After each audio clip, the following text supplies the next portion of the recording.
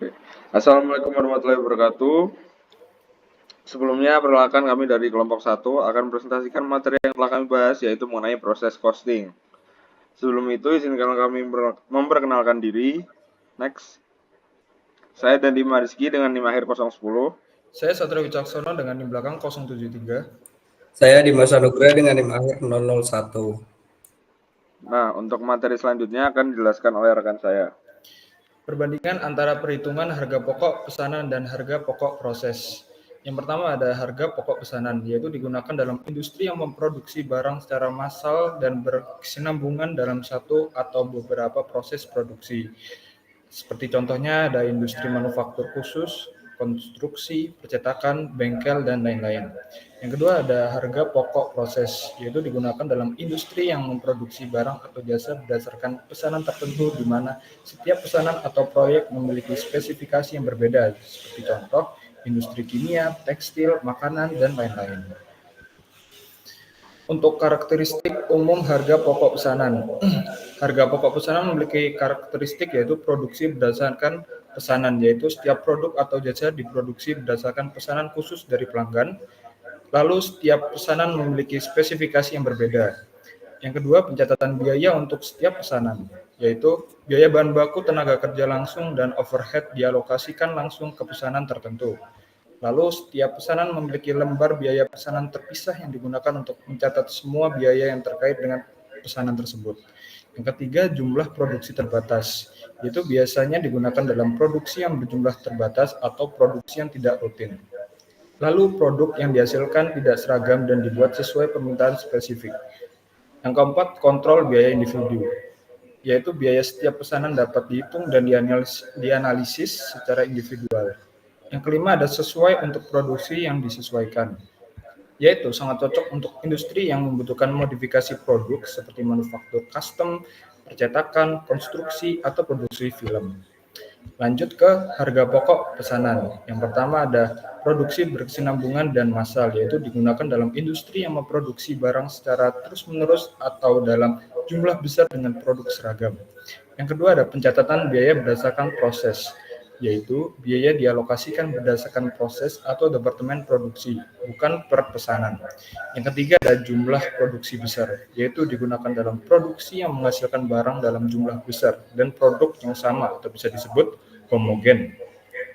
Yang keempat ada pengendalian biaya kolektif, yaitu biaya tidak dihitung per unit, melainkan dihitung per tahap proses atau per periode waktu.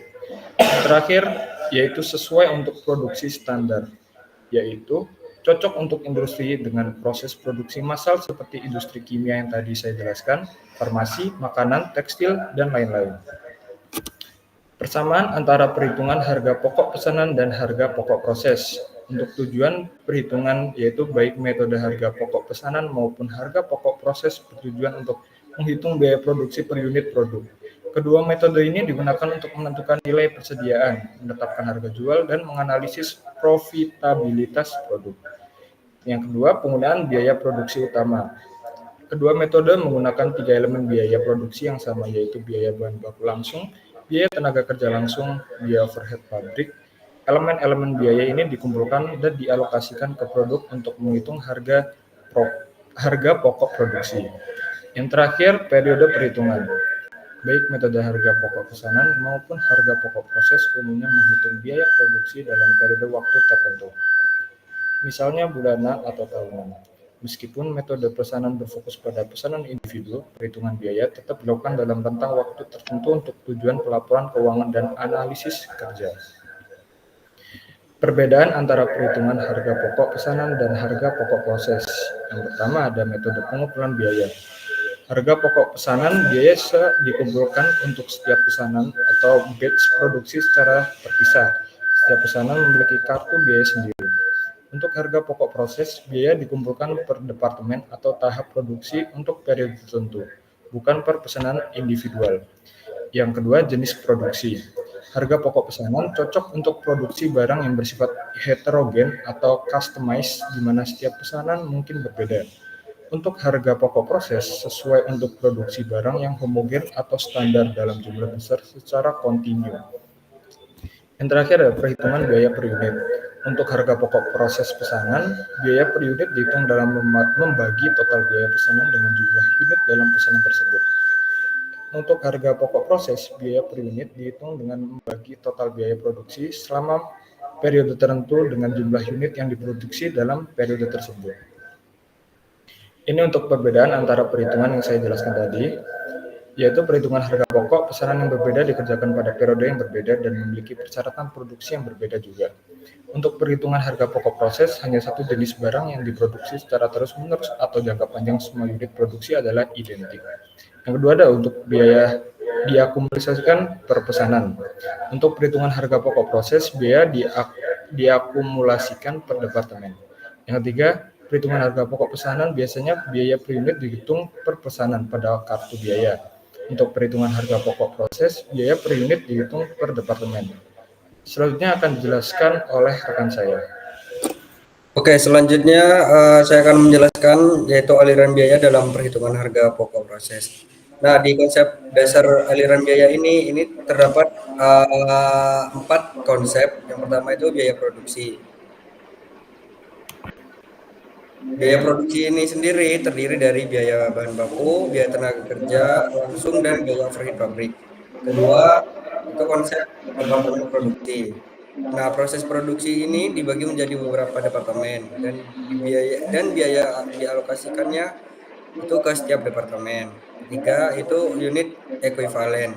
Konsep ini digunakan untuk menghitung tingkat penyelesaian produksi yang masih dalam proses. Satu unit ekuivalen mewakili persentase penyelesaian suatu unit terhadap suatu elemen biaya tertentu. Yang terakhir ada harga pokok satuan. Biaya produksi total dibagi dengan jumlah unit ekuivalen untuk mendapatkan harga pokok satuan. Next. Oke, di sini tarif upah dan biaya upah. Nah, tarif upah itu sendiri adalah besaran atau nilai yang ditetapkan sebagai dasar pembayaran atau suatu satuan kerja tertentu dalam kurun waktu tertentu. Satuan kerja ini bisa berupa jam kerja, produksi per unit, atau tugas yang diselesaikan.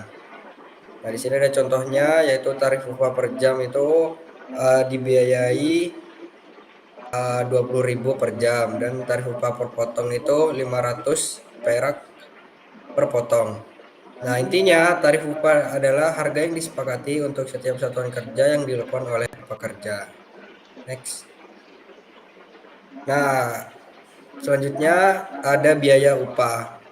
Biaya upah ini adalah total pengeluaran yang dikeluarkan oleh perusahaan untuk membayar seluruh tenaga kerja yang terlibat dalam proses produksi atau aktivitas perusahaan. Biaya upah ini mencakup semua jenis pembayaran kepada pekerja, termasuk gaji, upah, lembur, tunjangan, dan berbagai benefit lainnya. Contoh, biaya upah bulanan departemen produksi itu 50 juta. Nah, intinya biaya upah adalah keseluruhan pengeluaran perusahaan terkait dengan tenaga kerja yang mencakup tidak hanya tarif upah dasar, tetapi juga berbagai komponen tambahan lainnya. Next.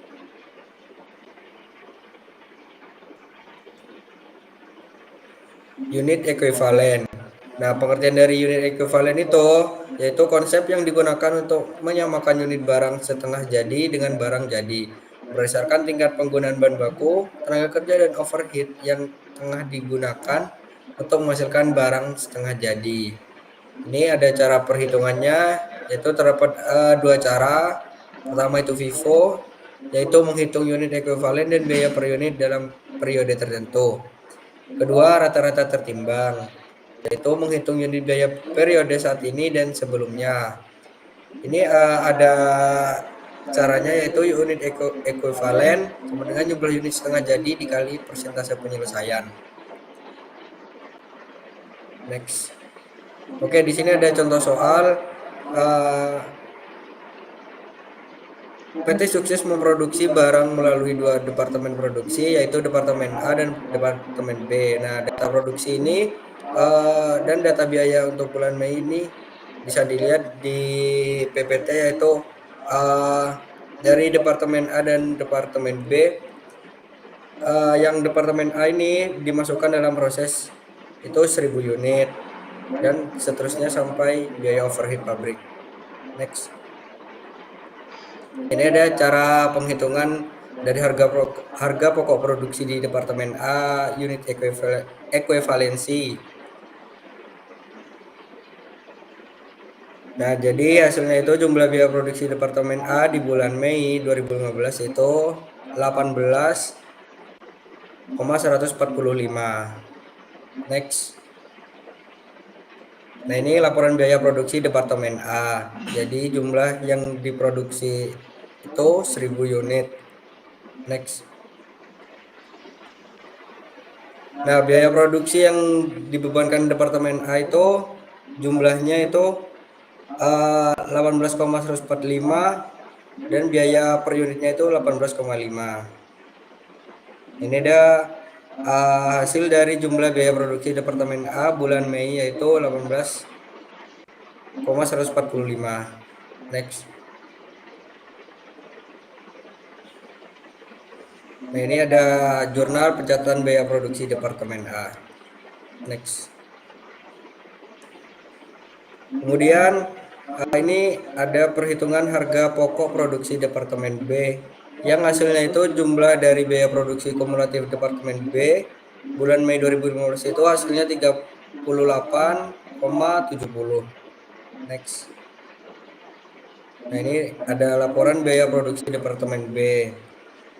Jumlah biaya itu 38,370 dan biaya per unitnya 50,5.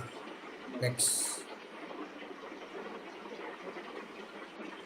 Oke, ini jurnal pencatatan biaya produksi Departemen B. Next. Oke, selanjutnya adalah perbedaan metode. Metode FIFO, first in first out, dan rata-rata tertimbang. Nah, metode FIFO sendiri atau first in first out merupakan unit persediaan yang pertama kali masuk, dianggap sebagai yang pertama kali keluar. Jadi, semisal unit persediaan yang pertama kali dibeli atau diproduksi dianggap sebagai yang pertama kali juga dijual atau digunakan dalam produksi. Kemudian, biaya persediaan awal dicatat terlebih dahulu dalam laporan keuangan, sehingga biaya yang lebih lama diakui sebelum biaya yang lebih baru. Kemudian yang ketiga adalah persediaan akhir terdiri dari unit yang paling baru dibeli atau diproduksi. Sedangkan pada rata tertimbang, semua biaya persediaan, baik persediaan awal maupun persediaan atau produksi baru digabungkan. Lalu rata-ratanya dihitung. Kemudian yang kedua, biaya per unit dihitung dengan menjumlahkan total biaya persediaan yang tersedia, yang dimana persediaan awal dijumlahkan dengan pembelian atau produksi baru dan membaginya dengan jumlah total unit. Kemudian yang ketiga adalah setiap unit persediaan dibagi dengan biaya rata-rata tertimbang yang mencerminkan kombinasi dari biaya lama dan baru. Oke, next. Nah, untuk perhitungan metode FIFO atau first in first out sendiri, yaitu unit ekuivalen sama dengan produk selesai dijumlahkan dengan produk dalam proses akhir dikalikan dengan tingkat penyelesaian, kemudian dikurangi produk dalam proses awal dikalikan tingkat penyelesaian. Kemudian untuk menghitung biaya produksi atau biaya produksi per unitnya, yaitu biaya BBB, BTK, BOP dibagi dengan unit ekuivalen. Oke, next. Kemudian ada metode rata-rata tertimbang. Metode rata-rata tertimbang sendiri dihitung total biaya untuk masing-masing jenis biaya produksi seperti biaya bahan baku, biaya tenaga kerja, dan biaya overhead pabrik. Dengan cara biaya yang melekat pada persediaan barang dalam proses periode sebelumnya ditambah dengan biaya-biaya periode yang sedang berjalan atau sekarang. Nah, kemudian ada dihitung jumlah unit ekuivalen yang dihasilkan dalam periode yang bersangkutan.